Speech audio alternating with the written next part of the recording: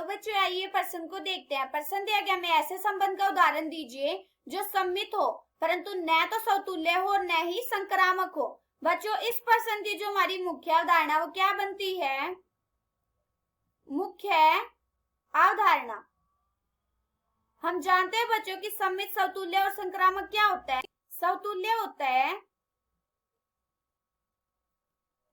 कि हमारे पास ए किस में होना चाहिए? संबंध आर से होना चाहिए, और जो हमारा ए है वो हमारा किस से होना चाहिए? समुच्चय ए से होना चाहिए। अगर हमारे पास ए किस में होना चाहिए? संबंध आर से है, तो हम क्या कह सकते हैं कि ये समतुल्य है। और संक्रामक में क्या होता है? संक्रामक में होता है कि हमारे पास ए बी वो आर में है और बी सी वो भी हमारा आर में है, तो हमारे पास पहले और आखिरी में भी संबंध होना चाहिए। मतलब हमारे पास ए सी भी किस में होना चाहिए? आर में होना चाहिए। और जो हमारा ए बी सी है ये हमारा किस में? समुच्चय ए से होना चाहिए। अगर हमारे ए सी संबंध आर से है तो हम क्या कह सकते हैं कि संक्रामक है। और सम्मित में होता है अगर हमारे पास ए बी वो आर से है तो हमारे पास इसका उल्टा भी होना चाहिए। मतलब हमारा बी ए बी किस में होना चाहिए? आर में होना चाहिए। और जो हमारे पास ये ए बी है ये किससे होना चाहिए? समुच्चय ए से होना चाहिए। अगर हमारे पास ए बी का उल्टा मतलब बी वो भी आर में है तो हम क्या कह सकते हैं कि सम्मित है। अब हमें क्या बोला है प्रश्न में? हमें बोला कि ऐसे संबंध का हमें उदाहरण देना है कि जो सम्मित हो परंतु न तो वो समतुल्य हो न ही संक्रामक हो। हम मान लेते समुच्चय ए मान लेते हैं।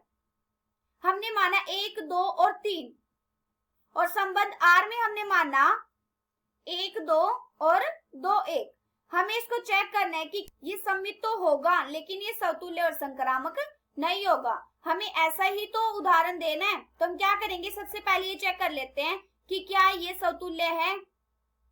समतुल्य में हम जानते हैं क्या होता है समतुल्य? समतुल्य में होता है कि ए हमारा किससे होना चाहिए? आर से होना चाहिए। और जो ये हमारा है ए ये हमारा किससे होना चाहिए? समुच्चय ए से होना चाहिए। अब ये देखो समुच्चय ए में हमारे पास क्या है? समुच्चय ए में हमारे पास है 1, 2 और 3। इसका मतलब जो हमारा ए का मान होगा वो 1, 2 और 3 रख सकते हैं।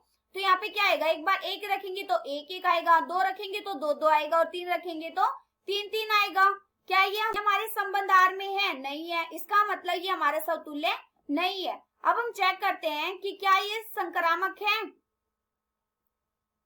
संक्रामक में हम जानते हैं क्या होता है संक्रामक में? संक्रामक में होता है कि हमारे पास ए बी वो हमारा संबंध आर से होना चाहिए और बी सी वो हमारे संबंध आर से है, तो हमारे पास पहले और आखिरी में भी संबंध होना चाहिए। मतलब ए सी भी हमारा किससे होना चाहिए?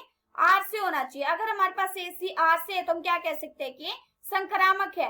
अब ये देखो बच्चों, जब हम यहाँ पे उठाते हैं, यहाँ पे अगर हम 1, 2 ले रहे हैं और ये हमारा आर से है और दूसरा है 2, 1, ये हम ले रहे हैं, ये भी हमारा आर से है, तो हमारे पास पहले और आखिरी में संबंध होना चाहिए। मतलब हमारे पास 1, 1 किससे होना चाहिए? आर से होना चाहिए। संबंध आर से, लेकिन ये आर से नहीं है, तो हम क्या कह सकते हैं कि ये संक्रामक नहीं है।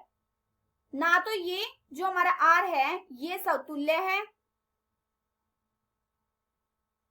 समतुल्य नहीं है, और ये आर संक्रामक नहीं है। अब हम चेक करते हैं कि क्या ये सम्मित है। सम्मित में हम जानते हैं क्या होता है सम्मित में?